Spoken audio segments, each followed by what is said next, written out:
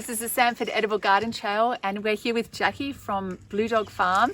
She's one of our local small-scale farmers in the area, and she's got this amazing garden. We've already done a couple of videos on her garden, so look out for those. But in this one, we're going to talk specifically about what she does to look after her soil. Okay, so stick with me, and we're going to hear all her secrets.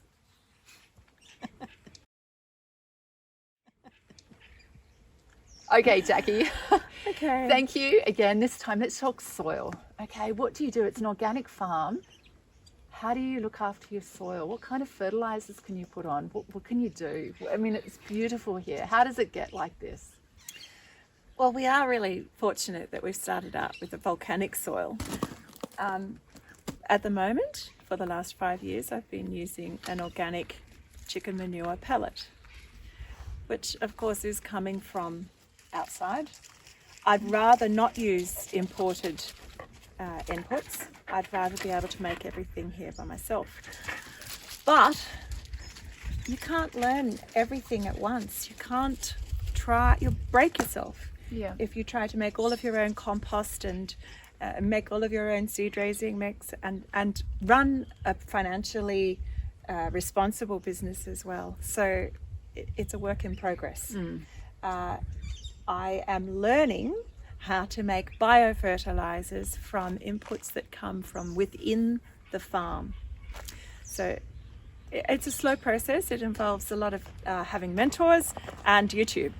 No one should shy away from YouTube. There's so much good information out there. My next project that I'm working on now is a biofertilizer called Supermagro.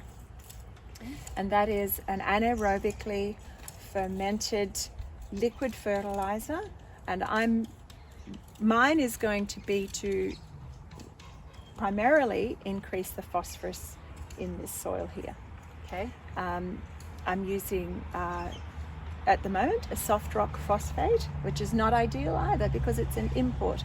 But what I would like to do is start using our own beef bones broken down and then have them anaerobically fermented in cow manure, water, molasses, yeast, and lab, which is a whey and rice water ferment. It's a learning journey. Okay, so where have you got this idea from? Is this something that has been around a while? I mean, I've got it. I love cow manure. I love the idea of putting it into a pot and adding things, but it sounds, I don't think I have a very scientific approach at all. I'm just a home gardener, so I just experiment with herbs and different things. So I'm really intrigued about taking it up a notch. And it sounds like that you've got, there's definitely some thinking behind it. Is this something that's been around for a while, or is this just sort of some secret garden business? It's witchcraft. Yeah, I like that. Supermagro is an old South American ferment. It's come from cultures that really don't have enough money to be able to buy expensive stuff. And this is old knowledge that works. I'll let you know if it works because my experiments are they're going to be out there in the field really soon. Okay, so you've got a big drum. You're putting cow manure in. You're putting rock dust. Is that what? Yeah, rock dust. You said yeast, molasses. And was it whey? Yes. Okay. And so it's all fermenting in there. So anaerobically, it's closed. Yep. And fermenting 6 weeks or something like that. Yeah, that's right. Longer because it's cold. Okay. Yeah. And then what happens? You take some of that out? 5%. Okay. And spray it with water. And I'll be doing that a couple of times a year. Right. And so then the microbes from there go out, and that's the idea, onto the soil. That's right. We're just farming bacteria. Oh, fantastic. And the bacteria are carrying the phosphorus and the calcium out, and it'll interact directly with the plants. Okay. Onto the surface of the plants. Right. Isn't that cool? It is very cool. Can you explain to me why the phosphorus? You said this garden needed the phosphorus.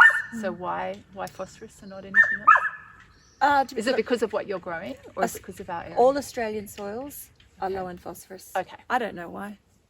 Yeah, okay. They just are. So it's not to do with it being salad, it's to do with that it's Australian soils. Yeah. Yeah, okay. Yeah. And that's what we're needing. Right. I think it's got something to do with the base recipe. That's what our rocks just, maybe we just don't have enough birds. Birds doing bird poo, okay. making phosphate. Right, okay. So, well, I like the idea. So can you keep us posted? So you're experimenting with this. You haven't done it yet. You're making it, but you haven't done it. It is Great. all an experiment. Fantastic. Yeah. I do get soil tests done Okay. 'cause every that's- 12 months. So if someone's thinking of making their own fertiliser, perhaps it's using compost teas, perhaps it's making compost, perhaps it's other varieties of witchcraft, which we should all be getting involved in. It's all very well to use a bit of this and a bit of that, but you should write down what you do, and the other thing you should do is get soil tests done. If you don't get a soil test done, then what do they say? You can't monitor what you don't measure. Okay. So it means you need to get it done before you, in the beginning, Yep. pre and post. Yep, that's vital. Yeah. Are you adding other amendments to your soils? Not here in the market garden, no. Okay. No. Good. All right. Everybody does it different. This is what I'm learning. Everybody, it's wonderful. I love the creativity behind it. Well, everybody's it's really approach important is to really me different. that I don't, I can't make compost myself because it is hard work. I don't have a large area where I can, have a tractor. Or I don't have a lot of inputs where I can build a big amount of compost that would get hot. So I don't think that I can make a successful traditional compost, but I can do other things. Okay. So if somebody wants to look up this recipe, where would they find You this look up sort of- Supermagro, which is super, S-U-P-E-R, Magro, M-A-G-R-O. Okay. That's And it goes back a that's the long one I'm doing way. now. That's what you do. You can also look at making a lactobacillus serum. Okay. Tell me about that. That is where you ferment rice water, so the water that you are left with after you have washed rice for cooking. You leave that outside to attract the bacteria that It's in the environment. that's right, naturally in the environment, and then you add that to milk, let it ferment anaerobically, and you'll end up with a lactobacillus serum. And what would you do with that? Spray it on your plants. Spray it on your plants to on the leaves. So it's a foliar spray that you will use to strengthen the immune capacity of the plants. Wow. And how often would you do that? It's every 2 weeks. Okay. Fantastic. We do it. So our plants are only in the ground for 6 weeks, 10 weeks. So they will probably get 2 doses of it, because they're not in the ground all. These ones, they get a bit of a spray as I walk past. And do you keep that in the fridge? Is that something? Okay. Yeah, in the fridge. Ooh, all juicy It's stuff. diluted as well. Yeah. Okay. So these are all the wonderful things that go on behind the scenes that people don't see, but it's all part of this beautiful, organic, high nutrient farming, right? So when Yeah. people buy this kind of food, that's why it's so different from the food that you get in supermarkets, because all of this is happening. Oh man, yeah, that's right. Yeah. It's interesting that the very big chemical companies, they don't brainwash the farmers who are farming conventionally. They're allowing them to have a lifestyle and a business farming in the way that chemical companies want them to do it. This is a little bit different, where I'm not being sponsored by a chemical company and I have to learn how to do it myself. I make a lot of mistakes. I had a very big mistake, a very smelly mistake here last year. It was revolting. With the fertilizer? Yeah, there was a whole lot of, the fertilizer. It was made out of fish carcasses. Oh, right. And there Yeah. was a little hole in my 200 litre drum that was allowing air in. Yeah, that smelt for a long time. Yeah, okay. Do you have any final words of wisdom for anybody who's wanting to give home fertilizers a go in their backyard I would garden? say everything's an experiment, and to get soil tests done.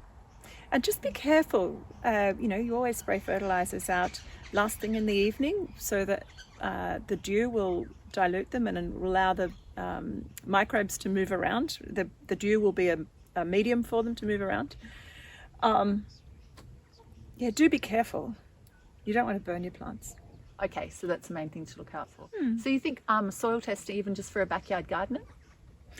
It's worth its weight in gold. Is it? Okay. Yeah, because you think about all the sea salt and various things that you go to the Bunnings Big Green Shed to buy to put on your garden because something looks to be lacking. Yeah.